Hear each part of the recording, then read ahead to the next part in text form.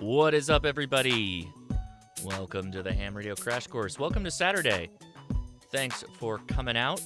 Today is the Patron Picks episode, first weekend of the month, and they want to talk about what's going on in Ukraine.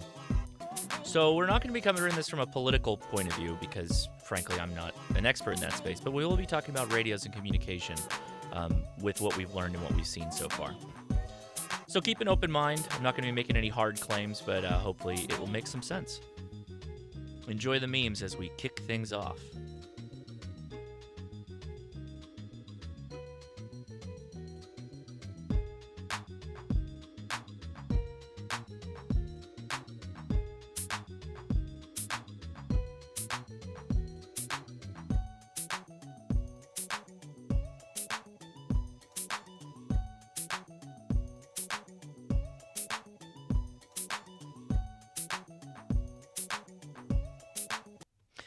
All right, everybody, how's it going? I am Josh, KI6NAZ. Hopefully everybody's hearing me and seeing me okay. I hope you're having a good weekend wherever you're at.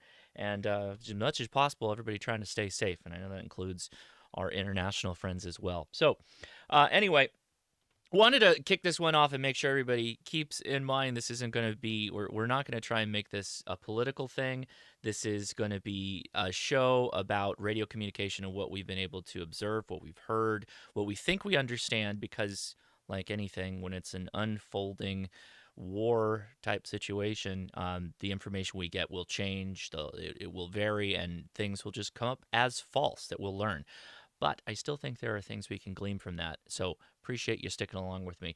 I am watching the chat. So the chat is, live. If you have questions, just at Ham Radio Crash Course or type question, and I'll get a little ping that you guys have questions. And I don't mind pausing as we're going along, particularly if something good comes up. So make sure you avail yourselves of that. Okay, so this Sunday, which is something started off last week, and we're going to continue doing it. It's called a flash net, basically. Not where you flash your radio or anything like that. But what we do is we start out on 20 meters, and we keep going higher up the bands. Then we end in, 10 meters. Last Sunday, man, we made a ton of contacts on 10 meters. It was amazing. I was running a pile up for a while and had 15 something contacts in rapid succession all in the corner of a couple of minutes. It was really, really cool. So again, if you're interested in that, the best way to find out what's going on is join us over on the Discord. The link is in the description to our HFNet chat room. If you click on that, you'll get all the details. Sunday may be a little tough because there is a contest going on, so just keep that in mind. With that said, regarding the Discord, let's hop over there really quick so you guys know we've got a giveaway. So if you remember, we did a live stream with Dennis, right? And Dennis, he built that battery while I was building my battery live. Oh, Michael Halsey, thank you so much for the super chat. Really appreciate that. So Dennis, while building his battery, he got done with it. He's like, "Hey, Josh, I don't really have a use for this thing. What do you want to do with it?" And he said, "Do you want to give it away?" Absolutely. So you can get a handmade Denko battery at the end of this live stream. And all you have to do is go to, again, the Discord. The link is in the description. Click on the giveaway chat room, which is, up towards the top, #giveaway. And right above that cute little dog, it'll be animated. It says giveaway. And if you click that little party horn, that red party horn, it will turn blue. And that's how you know you're in the giveaway. That's it. Then at the end of this live stream, it'll pick a winner for me. I'll announce who the winner is. You don't have to be in the stream to win. So keep that in mind, okay? Very good. Thank you so much. Make sure you do that. Hey, Michael, again, thank you for the super chat. Very nice of you. Thank you so much. He says AI7HP. Cheers. Thank you, sir. Okay. Maybe the timing of this is not as apropos now that I'm thinking about it, but Leia did make a new shirt. We have coffee available, but now we have caution radioactive. I'm thinking about this. Leia, this is a great shirt. This is an idea that came to us from Eric R. on the podcast. If you don't know, our podcast is done weekly, and we take emails, and some of the emails will be merch ideas and stuff like that. And this one came in. So good job, Eric R. You're going to get one of those for free since Leia made it. So there you go. Caution radioactive. So... Okay. All right. Let's pull up the slides here. I'm going to have a couple of slides, and we're going to pause in between to look at some information, some recordings, and other things that I've been able to do and talk about. So kicking things off here, the Ukraine invasion, wireless in a contested space. Okay, so the current events bring new considerations when we think about radios in a war-type situation, right? Not just from the people involved, the militaries involved, having access to encrypted communication. They both do. Russians and Ukrainians both have encrypted equipment, and we'll be talking a little bit about that as we go further in the slides. However, what is more prolific is cheap, inexpensive HTs. They're all over the place on images you see, videos you see, all kinds of stuff. It's very interesting that there's so many people with things like Baofengs. I'm using the term Baofeng, but I hope everybody understands I'm referring to cheaper radios, cheaper VHF, UHF radios that just transmit in the clear with relatively loose frequency restrictions. So not just amateur radio, they'll go into the business band and other stuff. And in an international setting, you know, they have different band plans than we do here in the States.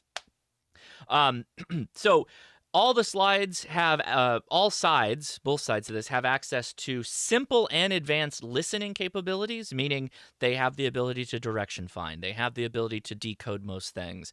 They have some decryption capability, even if they're not intended to have it. So the threat of radio triangulation is real in these type of environments, in this type of event. Radio triangulation is a real thing. There's likely multiple air reconnaissance, signals intelligence type missions going on, possibly on both sides, and not just Ukraine and Russia, but NATO and various other people as well. The proliferation of consumer-level wireless technology allows everyone, even those in contested off-grid environments, to assess their RF space, and that includes direction finding as well. All right, so what we're going to talk about, breaking this down into 4 parts, we're going to try and get information about listening to some of these signals out of the way up front for those of you that are coming for that. And then we're going to talk a little bit about what we kind of have learned from some of what we're seeing. So this is not legal advice that I'm making. The assumptions are you're in a state of emergency in Iraq or some similar hypothetical situations, right? And we're going to use examples that we've seen in Ukraine as the example for this. So moving right along. All right, so listening outside of the Ukraine. So if you are not in the Ukraine and you want to hear what's going on, I have a couple of tips there. First, I do have a web... let's see. I do have a video here that I want to bring up. The BBC has turned on another transmitter that's beaming more or less into Eastern Europe. And I was able to just hop on to a web SDR and listen to it, and I just thought I'd play a little bit of it. It's an act of military censorship. It is something that Russia, I think, haven't experienced in years or in tens of years. That's just terrible. I mean, it feels like the Soviet Union again, doesn't it? Absolutely. So if you were curious how that shortwave station was making it into the Ukraine, very, very strong. That was actually on the Ukraine Kiwi SDR that is still online. You can actually hop onto that SDR and listen. It's pretty interesting, some of the things you'll hear. Now, as far as if you are in Europe, you obviously can use the equipment you have. You can tune up your HF radios. There are multiple frequencies that are available online that you can listen to. The couple of the places I have listed, by the way, those are all hyperlinks. If you are a patron, I will send the slides out to you all to be able to check it out. But as far as the links go, I will update the description of this video after the fact so you can pull up the links. But the one that I use the most, and let me make sure I've got this. Man, I put a crink in my neck. I did something, screwed my neck up really bad. It hurts to move, man. Where did it go? My link here. And of course, one of my websites that I was going to pull up, I think, has died. So that's not good. Okay, I gotta pull up the link. So the one I use the most is HF Underground, and let's go ahead and pull that up for you guys. HF Underground is, you know, a oldish looking forum. It works really, really well, and what you're looking for is utility. That's not what I wanted. That's not right at all. Okay, so utility. is the board that I'm on right here, this logging utility. And these are all basically military. Wow, what happened? It screwed up the whole chat room. That's funny. I don't know what happened there. Okay, what happened to my chat room? Gotta love that. Let's see if we can hop back in. Nope, it's screwed. Okay, why can't I grab it?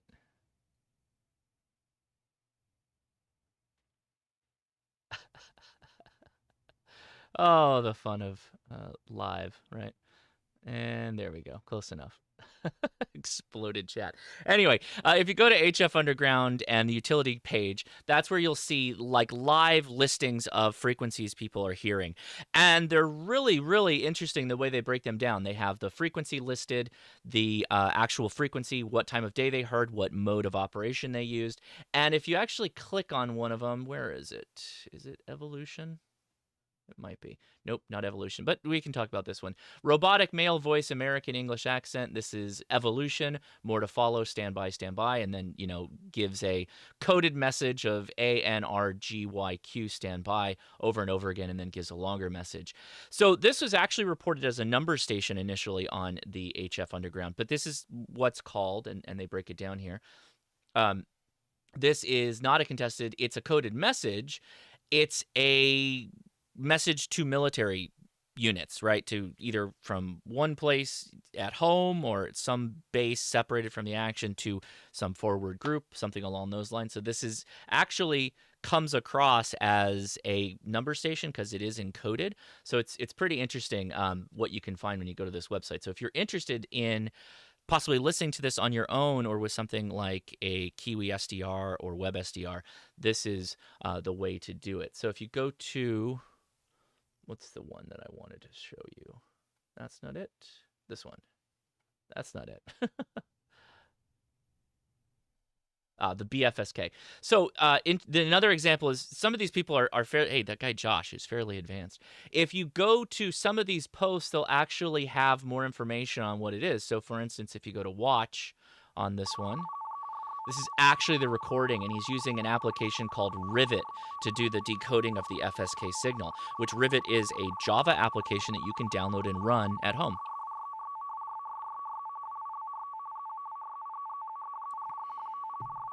And that's kind of what that sounds like. Of course, this is encoded, so you're likely not going to be able to copy it. So there you go.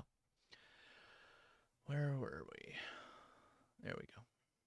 And it actually will link to what mode they're using, 500 baud and 100 baud, 100 hertz shift to 250 hertz shift, and you can adjust that within Rivet to actually listen to it if you were so inclined.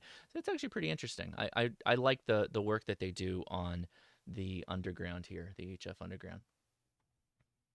Now, I was myself on the radio, if you will. I was using one of the SDRs. I think I was in one in Poland, Warsaw, Poland, and another one in Finland. A couple of really good ones, and I have some links for some of them that I'll share towards the end of this show. The other one is just listen to shortwave frequencies, right? So if you do have an SDR open, in fact, why don't I just pull that one up while we're chatting here? There we go. You have to refresh these because they're not going to work if you don't have it on. See if I can get into it.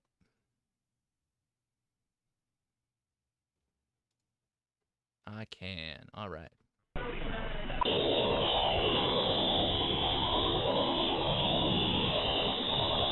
So this is the Web SDR for Finland, outside of Finland here. And they have a big support to Norway. Let's go up that frequency for a second. There we go. So you can use this during the day and evening. Obviously, listening at certain times of day on certain bands is going to be more effective if you're trying to listen to what's going on in the Ukraine.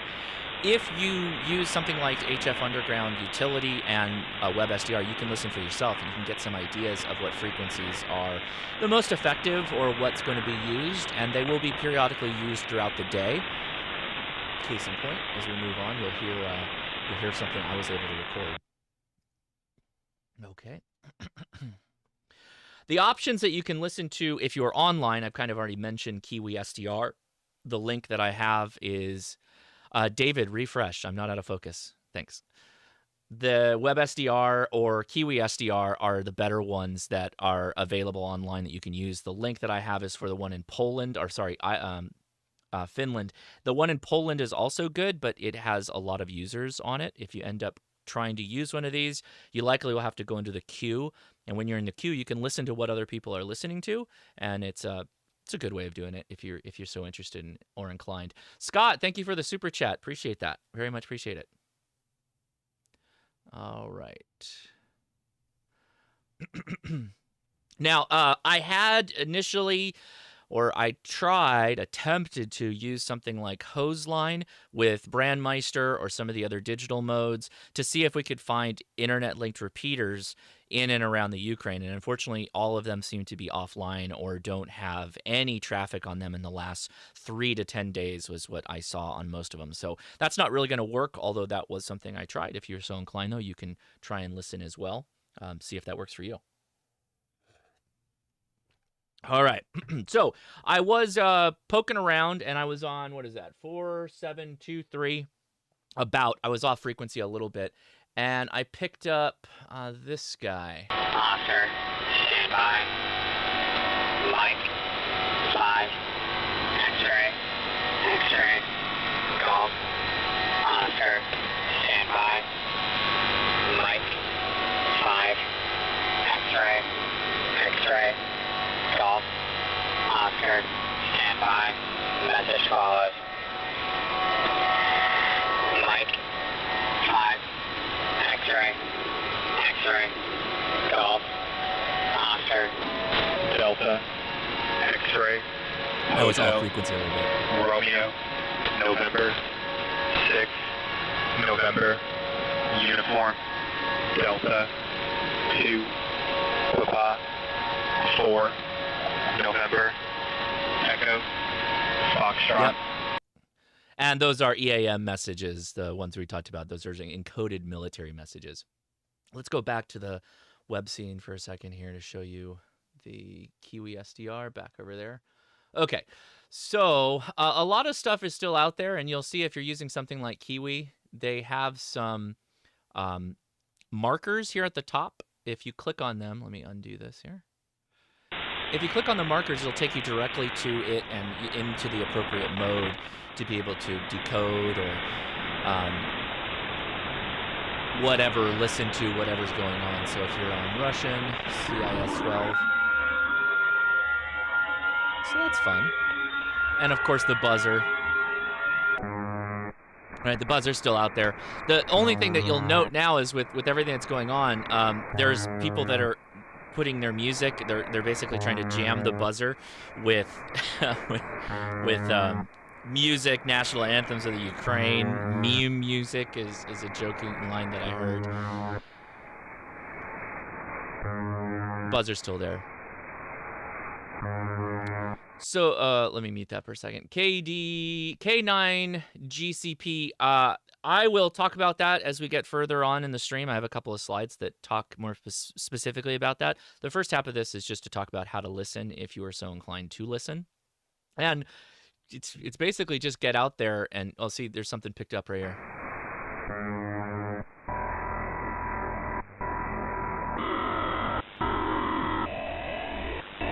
Yeah, so that's something that just started transmitting. I think I'm off frequency a little bit. There it is. Now, a lot of this is encoded data, digital type stuff, but there is plenty of upper sideband voice being used as well. A lot of air nav stuff going on. Bombers were all just running upper sideband in the clear, so you can pull that up. And again, HF Underground /utility or the utility group is how to get more information on that.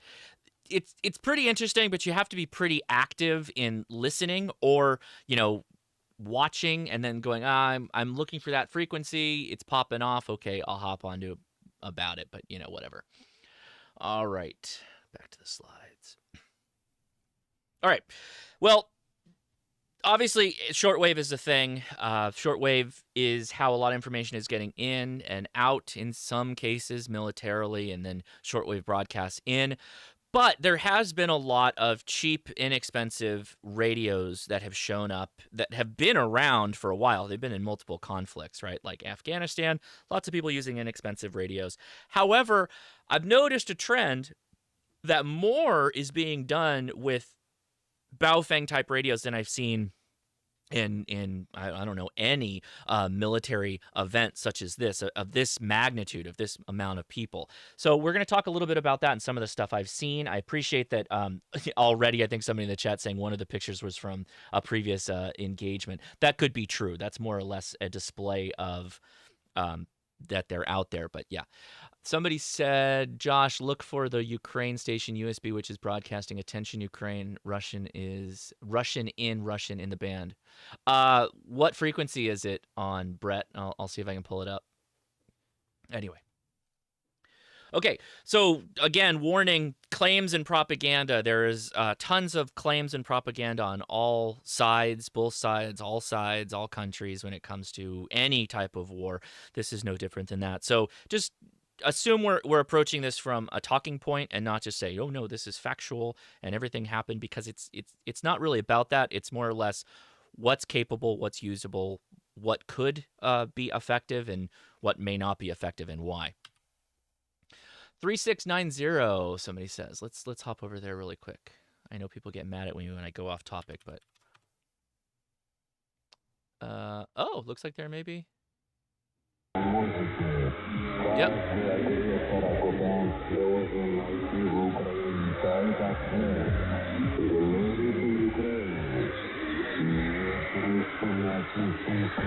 Something Ukraine.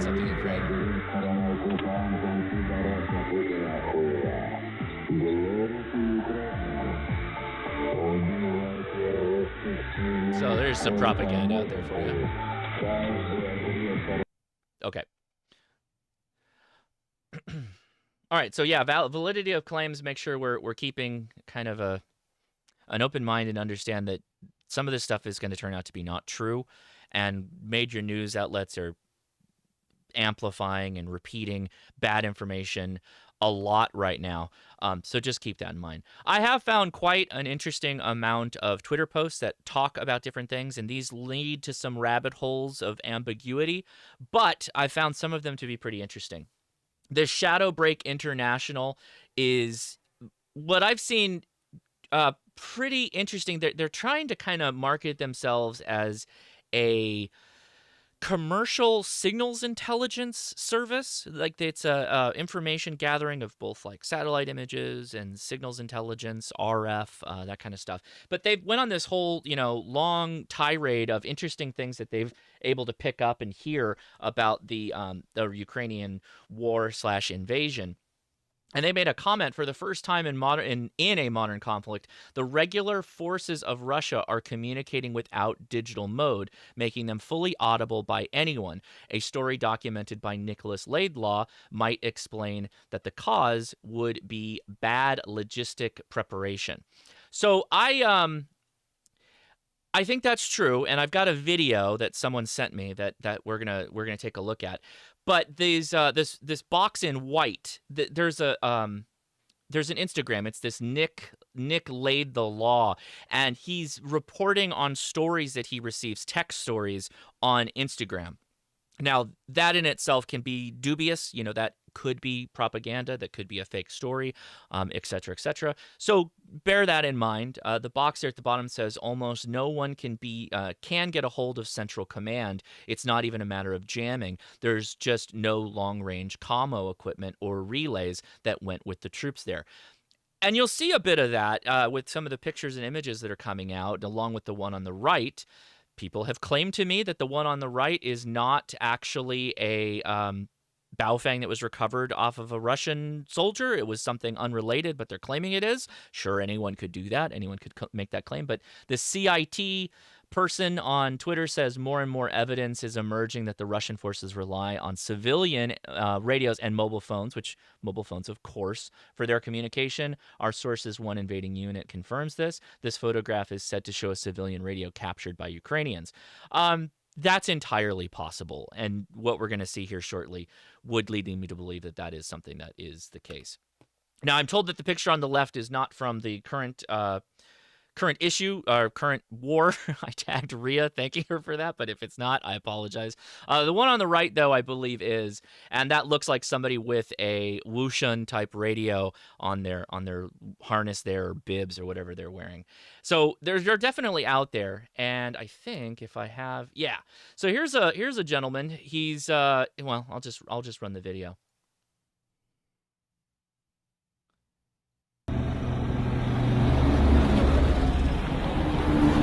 So you got a man out here. This is an armored column, a column of supplies, some kind of mobile infantry thing.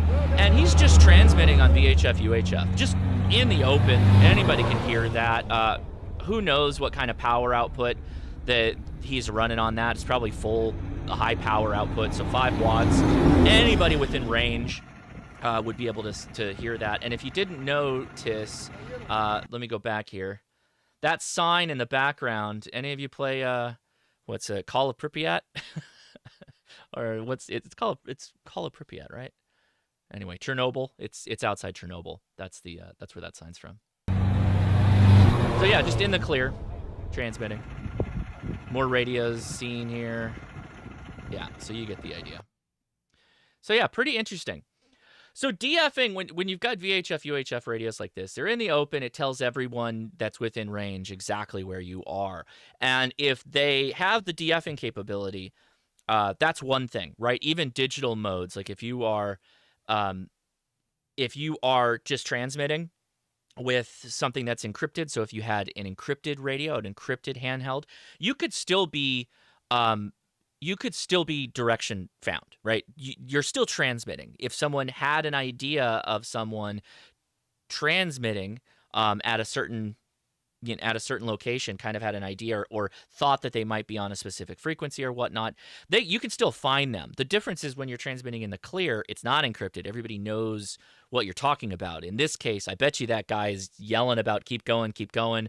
We've got to get through blah, blah, blah. We got to move these things along. And so all of a sudden, the context of his conversation that he's having with probably multiple people, different segments of that vehicle train going through that caravan, that convoy, you're going to pick up information about that. What could they possibly be moving? You might pick up names. You might pick up units, unit numbers, all kinds of stuff. So transmitting in the clear like that, just in the open squawking, is kind of dangerous if you're in an environment like this where you could potentially find someone. In the example, the video is a two-way discussion. That's happening, right? That's a two-way discussion. It's like they're basically rag chewing on simplex. They're just going back and forth. So it's pretty interesting. This could provide details on relative location. We know that's true because of direction finding. What is being transported? Who is being transported? The size of force, call signs, strategic details. All of that stuff is just right out in the open, and he's just screaming about it on the radio. So I don't know what that tells you about the Russian forces. I don't know what that tells you about the first wave of troops that were brought in and how they were equipped. There were comments that they didn't have night vision or anything along those lines, but I find it really interesting that we're seeing so many of these, Baofeng type radios out there being used. So I think I saw Rhea in the chat. She was commenting something. Yeah, thank you, Rhea. I appreciate the the image. It still just kind of proves my point that they're out there. Those Baofengs are out there. Let's see. KI6 or K8MRD asked a question, but he was talking about something else. So let me see. Did I get any questions? No questions. Keep in mind, if you at me, Hammer New Crash Course, or just type in, I got a question or something along those lines, I'll see it. Thank you, Christopher, for joining the HRCC group here. All right. But, of course, there are encrypted comms in Ukraine. The picture on the left is, again, that CIT.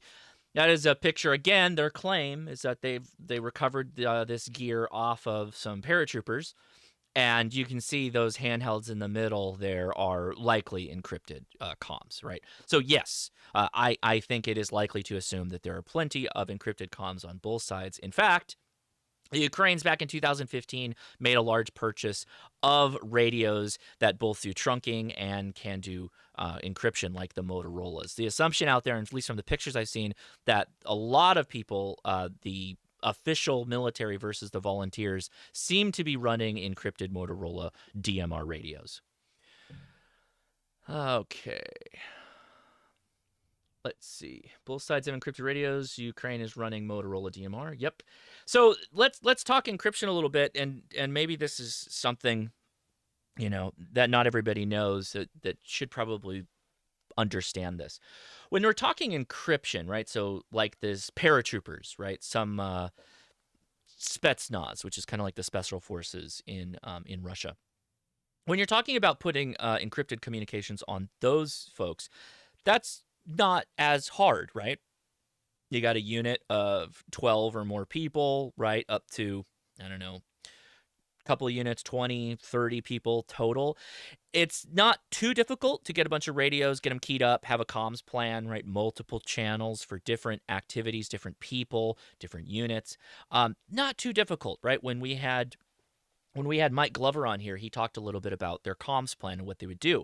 Those are small forces, right? That's a small force type of planning. You would go through the extra work to put together a pace plan for a small group like that.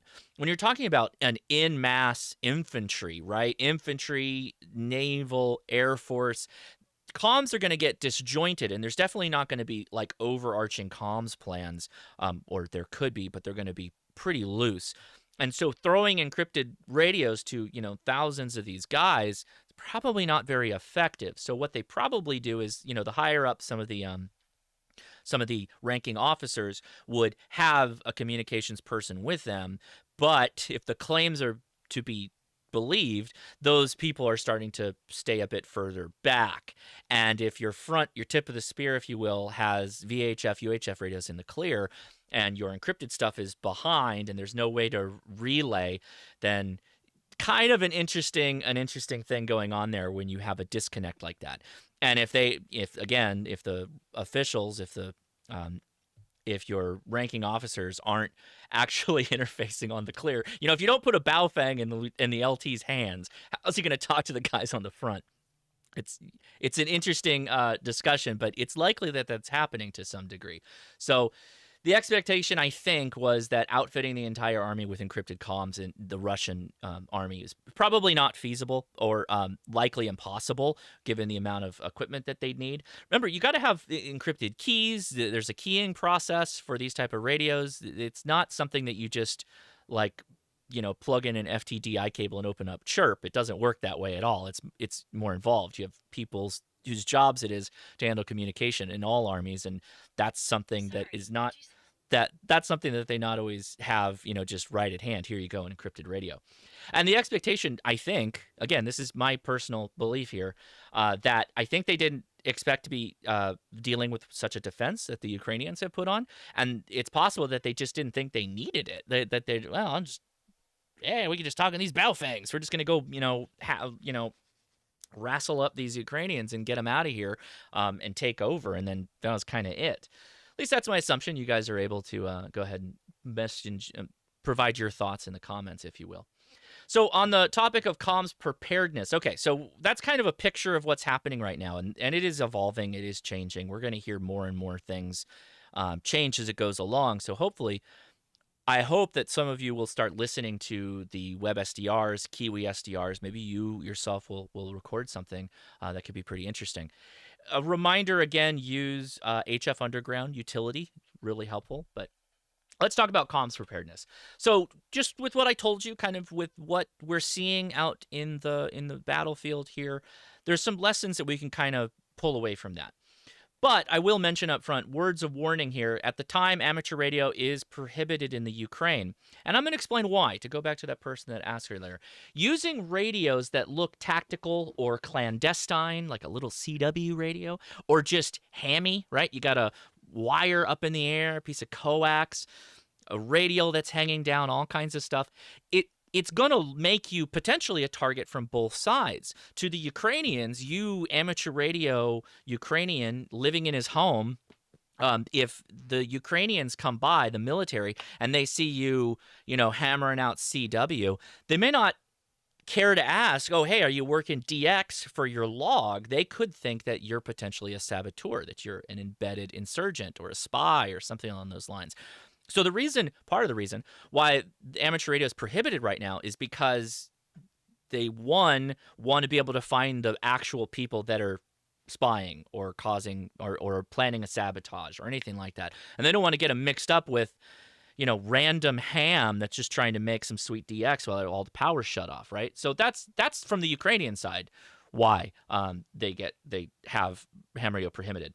But from a Russian point of view, if amateur radio wasn't prohibited and, a Russian soldier comes by, you're out in the backyard working CW or something and says like, hey, that guy's a part of the military. He's got a radio. Why would anyone need a radio? Blah, blah, blah. Boom, you catch a bullet, right? So, yeah. Let's see. Jason, what did he say? Oh, Jason became a member. He said, the Fang is obviously the best radio today. Yes, it is the most robust, bestest radio because it's been to war. That's right. It does appear, though, however, that amateur radios are being used in this conflict, right? So even having a Baofeng on your person, if you're like a refugee, if you're trying to get out of the city, if you're one of the people that are going and using the train tunnels to get out and you've got a Baofeng on you, that might make people a little leery because they're like, oh, I saw the Russians with that. Is this guy a spy, So it's kind of tough, right, when you think about it. What would I recommend you do? Well, we'll talk about that when we get to a PACE plan, but yeah, tough one. Okay, so recommendations on radio use. This is a totally non-amateur radio context. I am not talking about amateur radio. I'm talking about effective use of a radio if you found yourself in this situation and you had only amateur radio equipment. This is super hypothetical, guys. So again, not legal advice. Don't do any of this stuff unless you are actually in an emergency or you're in a war zone. All right, if you must transmit in the open, which I don't have access to an encrypted comms, and I don't think you do either, some of you anyway. So you likely need to keep your transmissions very brief, right? They need to be very succinct, very brief, get it done in what you need to say as fast as possible. Have a frequency plan.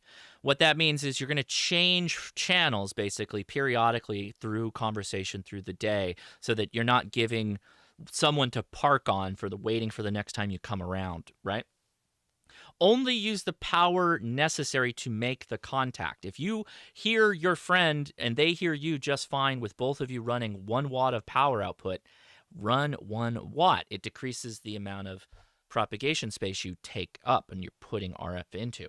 If you think this is the opposite of amateur radio where you want anyone willing that can hear you to potentially make a contact, in this case, you have a very specific target in mind, and you don't want someone to just be listening on that frequency and picking up all your valuable info. So keep the power down. Use codes, coded language. Figure out some kind of coded language plan for transmission if you must transmit in the clear. Digital modes would actually be kind of effective here, right? So HF data is fast, right? It transmits pretty quickly, particularly if you're talking like VARA or WinLink. The downside is that not encoded, not encrypted. That's something that you'd have to handle in other ways. If you were to use something like an encryption program, run that through JSA call or not FT8, WinLink or whatnot, that would work. Again, that's not legal for amateur radio, but in a war, I don't think it matters as much, so FYI. Oddly enough, voice is also pretty good too because it's obscured in that if your enemy is running Baofengs and DMR radios and you're running D-Star Yaesu System Fusion, well, that's pretty good. Probably have more of an obscure situation or obscured comms at that point. Again, not in the clear though, so anyone who can decode it, they could hear you, and there you go. Fast data transmission versus voice. A lot of times you might be better off just using data, like some kind of fast HF data. Military uses a ton of FSK, as we already heard and saw with the HF underground. So lots of receiving, obviously, too. cheap SDRs would be very helpful in the Ukraine right now. I'm sure there's a ton. I'm sure they have advanced listening stations, but even to a civilian with just a whip antenna, right, a stock whip antenna and a tablet or a small laptop, you'd be able to hear a lot of stuff going on, which is pretty interesting. All right, so pace plan. If I had to throw this stuff down and say, okay, here's my gear that I would potentially use if I was in an emergency of this kind of nature. Phone, tablet, of course, that's your primary. That's the P in pace, primary. Leverage all the easy communication you can, right? That's the thing. Mike Glover said, leverage all the easy comms first until those are no longer available or don't work for your particular goals. Recommend hands-free device for listening, right? You don't want to be holding a phone to your head. You want like a Bluetooth earpiece, something along those lines. I use AirPods. You use what you want to use. I don't think I need to really explain this one. It's true. I think everybody understands. I would add, though, that SDRs, right? So if you had an SDR with the capability of plugging into your phone, you can do that. Then you'd be able to listen to not only the audio, but you'd be able to see the waterfall and potentially be able to code information there. So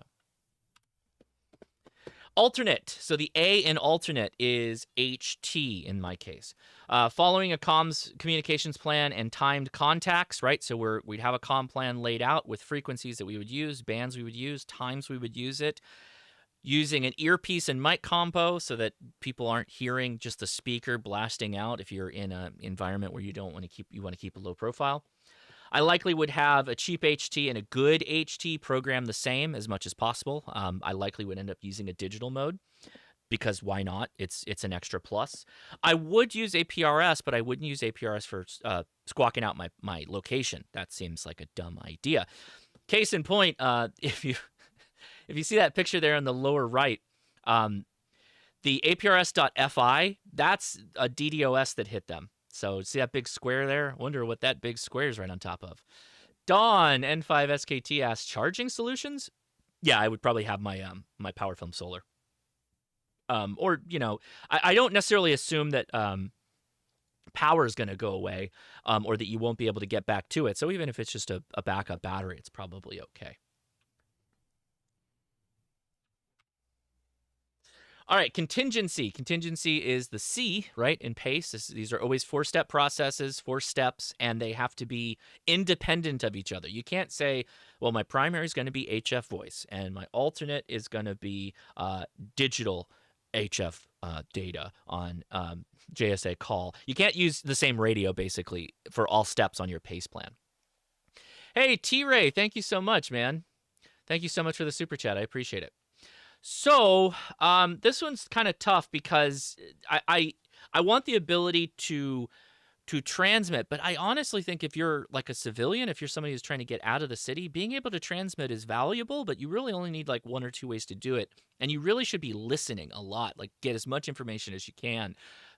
It could potentially save your life if the enemy is literally transmitting in the clear on a Baofeng. It would be a lot easier to just scan the VHF and UHF ranges of whatever's going on using a scanner or something along those lines and just make the best use of that you can. I think that would be really valuable. But this is contingency. So HF would be the primary for strategic communications, but if you're talking about a tactical environment where you're literally like trying to leave somewhere or the enemy is close to you and you're trying to avoid detection, you can always just throw a 10-meter stick on the side of something like a KX2 or an X5105 and use the radio that way. They've got PTT and internal mics built onto the radio, so you could just do that. So kind of interesting. On doing that, they are attacking nuclear power plants in the Ukraine. Yeah, no, I assume the power is going out, but kind of the assumption here is we're trying to get ourselves out of the mess. But I'm with you. If you want to throw a charging brick in there and a solar panel, do it. I would take the power from solar. And then the E for my PACE plan here is emergency, and that would likely be these Meshtastic devices. They are encrypted. They're AES-256 encrypted. So if you had a couple of people you were trying to keep tabs of, they're staying relatively within range of you as you try to get out and you want to be able to communicate, but maybe not over voice because you don't want to transmit, then these would work pretty well for that. So that would be my E in this case. I do mention, I will make a note on SDRs here. That's a really weird picture. I don't know why it's all screwed up. The background there is using my little tablet, right? We did a video on using these new Alex and RTL SDR dongles for receiving signals. They're small and cheap. Everybody should have one. You can fit them in a little baggie like this. They interface with a computer or Android tablet. They're easily man portable. In fact, there's a couple people I follow on Instagram that have, they've built 3D printed rigs that holds the little dongle, and the USB connects to like a tablet or a phone they have on their arm, and they're able to sit there and listen with their hearing protection and the connection to their phone, and they're able to listen and go through what signals they're seeing out there. And there was a really interesting war game example of where an individual had a commercial drone. He had an SDR like this new elect here. He used the drone to kind of get a visual on where people were, and then he used the dongle to direction find where the individuals were, and then use his little electric bike to go scout out where they were at and tag them on ATAC for this little war game example that they did. It's pretty cool. So I found that pretty interesting. So yeah, I am going to take questions now. So,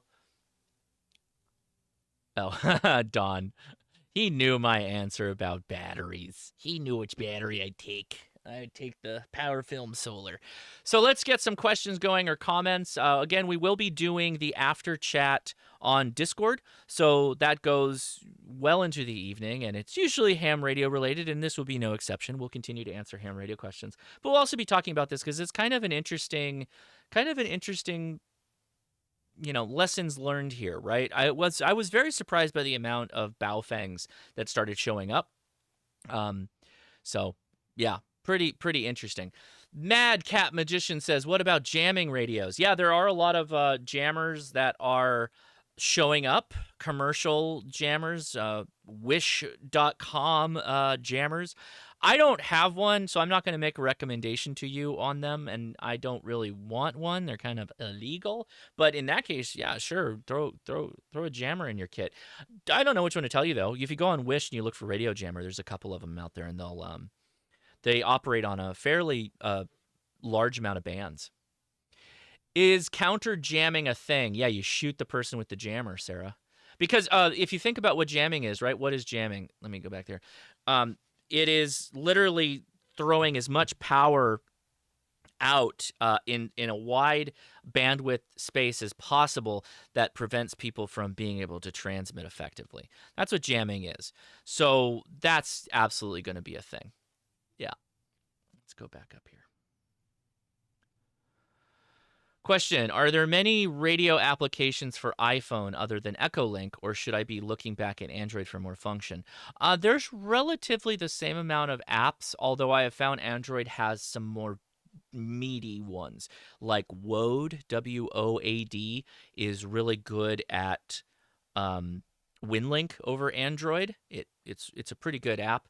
All of the SDR software runs better on Android because it doesn't really exist on iPhone because we can't plug an SDR into it.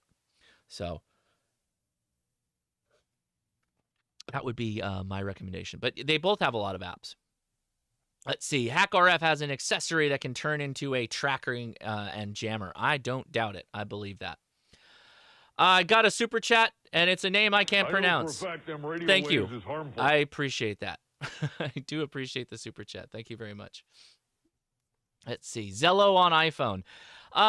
Yeah, I mean, yes, right. You avail yourself of the technology you can. If you have phones, use your phones, right? And yeah, that would be one way to do it. Let's see. Heather Ryan says, what is the range of the LoRa devices in urban areas? It depends on the urban area, right? If it's a lot of tall buildings, it's going to have more issues with that. If it's a lot of trees, it's going to have issues with that. Generally, so I got 3 miles out of mine when I had one at 20 feet. Yeah, that's the one I used. So 3 feet between the two units. 3 miles. I had it at 20 feet. That was the effectivity I got out of it, which is pretty good. Do you think shortwave broadcasting stations will make a comeback given the current political situation? Well, you already heard the one that I played earlier of the BBC with the new transmitters that it could be old transmitters, but new transmitters that are transmitting on that frequency to get signal into the Ukraine area. I feel like radio always has a use, and shortwave also has its use. It only requires a little tiny receiver, to be able to pick it up. So I think that it will remain out there, and people will avail themselves of it. I think it's really helpful. But to what degree will it grow? Probably not. I don't see a reason why it would. But hey, who knows? If things get worse, then yes, then yes. But I'm not really expecting things to get worse right now. I don't know if anybody else is with me or not, but let's see. Somebody had a question and said, we don't know the answer. I didn't see your question, so you should @ me. Question, can you find a frequency right now live and we all find it and listen to it right now? Yeah, if you've got, let's see.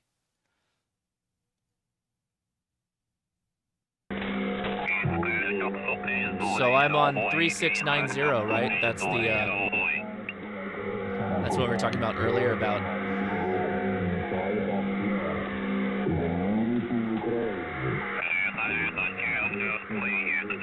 Yeah, so glory to Ukraine. You got somebody transmitting over the top of it. Dude, there's jamming going on. Uh-oh. They must shut me down.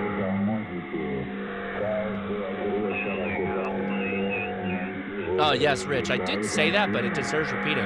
In your comms pledge, you should definitely switch to different frequencies and bands if you have that capability, if you're working with other people. Again, in an emergency situation.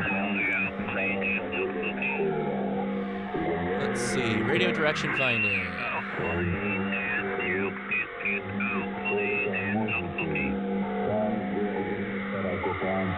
When did that giveaway go down? What happened? Did we just... Oh, I just missed it. Shoot.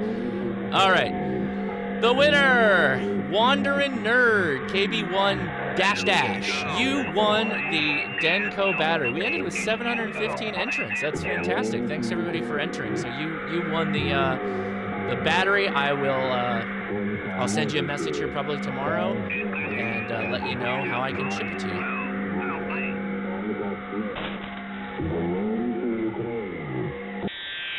Uh-oh. Did I do that? I think I did.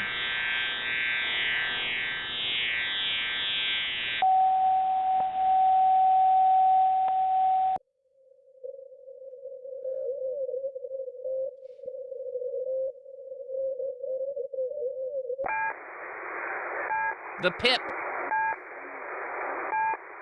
What a pip.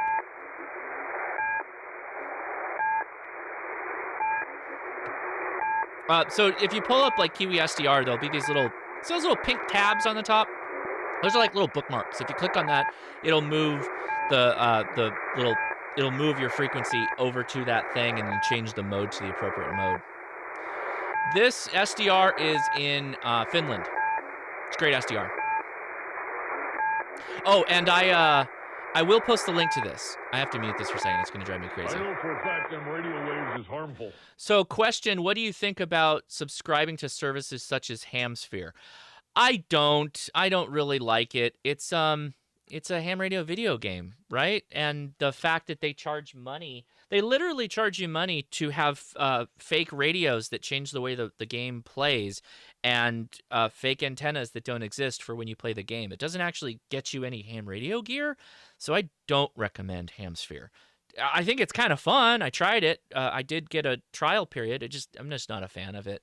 I think that there are easier ways for you to do ham radio, like remote ham radio now, if you absolutely must spend money to play on a radio, because you can't do it any other way.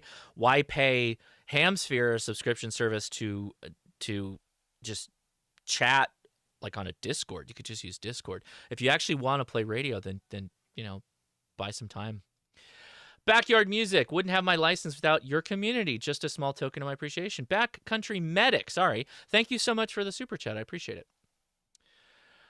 Okay, let's see. More questions. If I made a number station... Oh, hey, there's Dennis. If I made a number station, I'd just have voice recording out the lost numbers every 108 minutes. That's right. FJ Music. So you may be right. I know that when the whole thing went down with the Ukraine, they were definitely getting stepped on I know for a hard, fact and them that's radio waves is possible. harmful. It's possible that they just had the transmitter off and people just kind of stepped into that space and started transmitting. That's likely what happened. So, Scott, thank you so much for the super chat. No question, just a super chat. Thank you so much. What is a number station? Well, we don't really know the real reason for a number station. We can all kind of assume.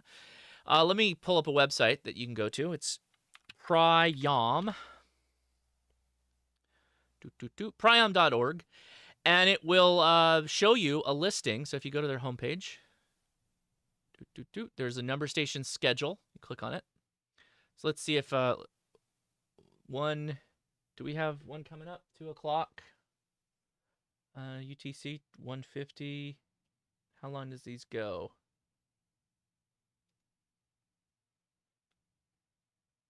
Do we have a... Let me see. Hold on. We're looking. 8067. So let me pull up 8067 really fast.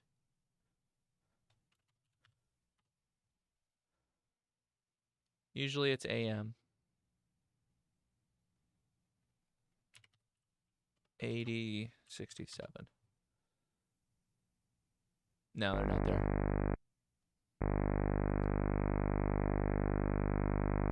Or was it FSK? Oh, CW. So no, they're not there right now. All right, so what a number station is it's a kind of like the audio that I was just playing a little bit ago. It's literally a human voice saying numbers. And the idea is that that's talking to spies or someone behind enemy lines. And usually those are targeted communications, and they use something, at least in the past, how they did it with the Cold War. They used to write on something called a one-time pad. If you want to see a really fun video of someone making and using a one-time pad, go to the Modern Rogue website and search their YouTube channel and search for one-time pad. It's pretty cool.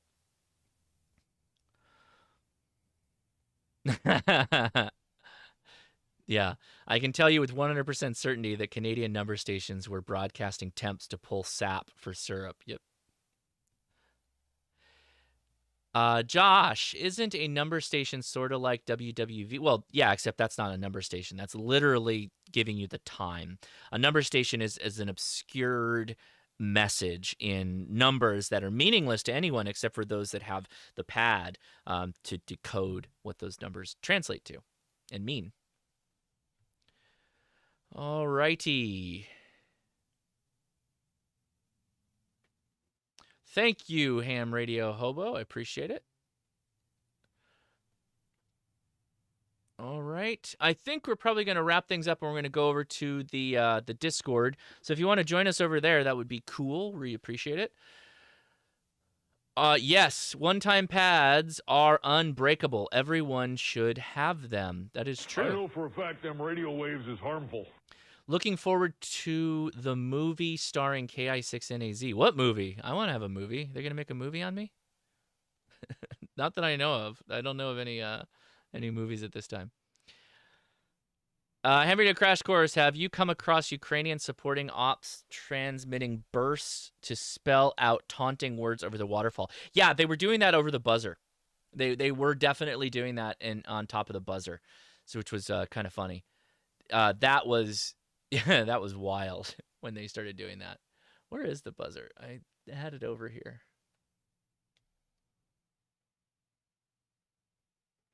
I lost it.